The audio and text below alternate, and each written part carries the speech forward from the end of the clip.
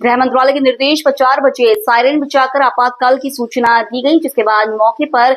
Civil defence सहित अन्य सुरक्षा व राहत बचाव दल मौके पर पहुंचा और लोगों को सुरक्षित बाहर निकाला। लगभग आधे घंटे तक चली मॉक ड्रिल में किसी भी तरह की आपातकालीन स्थिति से निपटने की तैयारी का जायजा लिया गया। उपायुक्त शिमला अनुपम कश्यप ने कहा कि इस तरह के अभ्यास से प्रशासन की तैयारियों का अवलोकन होता है और लोगों को भी जागरूक किया जाता है।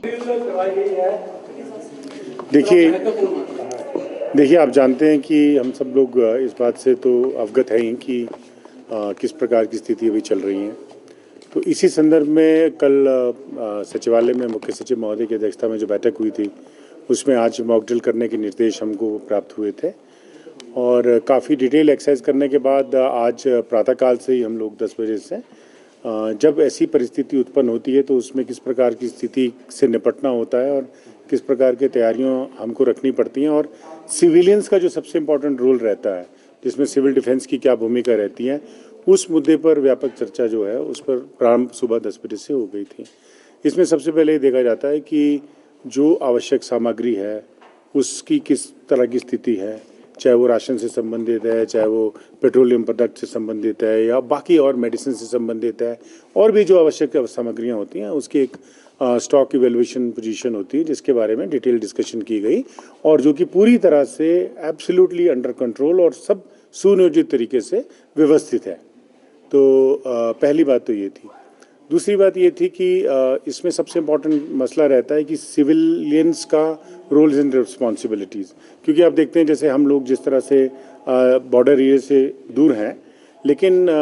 जिस तरह से इसका फोकस जो है एयर स्ट्राइक से संबंधित रखा गया था, तो ऐसी स्थिति में अगर कोई इस तरह की घटना घटती है तो उस तरह से हम लोगों को मेंटली किस तरह से तैयार रहना है, सिविलियंस की क्या रिस्पॉन्सिबिलिटीज़ है और जो सिविल डिफेंस है जिसमें कि हर व्यक्ति जो है वो उसमें भागीदार बन सकता है और अपने आप को उसमें एनरोल कर सकता है। तो उसके लिए एक स्पेशल ड्राइव भी पूरे डिस्ट्रिक्ट में चल रहा है, तो उसमें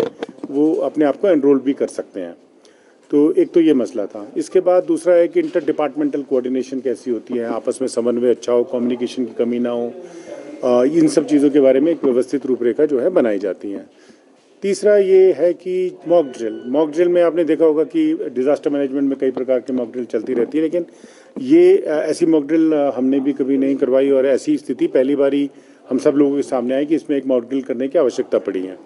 तो परिस्थितियाँ इस प्रकार से रखी गई। शिमला ज़िले में 2 जगह के स्थानों को चिन्हित किया गया था, एक तो हमारा अपना डीसी ऑफिस और दूसरा संजौली में। तो इसके लिए हमने जो हमारी आज काफ़ी डिटेल जो डिस्कशन हुई,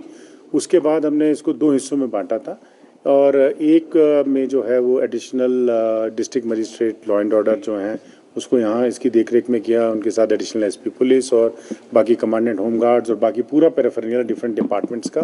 था। संजौली में एडिशनल डिस्ट्रिक्ट मजिस्ट्रेट लॉ हमारे जो प्रोटोकॉल हैं वो एडिशनल एसपी वहाँ के वो हैं, कमांडेंट होम गार्ड्स हैं और बाकी डिफरेंट डिपार्टमेंट के ऑफिसर्स हैं, वो इसको कोऑर्डिनेट करके इसको उन्होंने मॉक ड्रिल को अभी किया है। इसमें आर्मी का बड़ा इंपॉर्टेंट रोल साथ में रहा, एसडीआरएफ एनडीआरएफ का रोल इसमें रहा। तो ये क्योंकि इंटीग्रेटेड अप्रोच होती है, सबकी मिलजुल कर है, पर एक सिविल डिफेंस का इसमें बहुत इंपॉर्टेंट रोल रहता है, जो हर एक सिविलियन को मैं समझता हूँ कि अपने जीवन में इसका निर्वाह हमको करना चाहिए।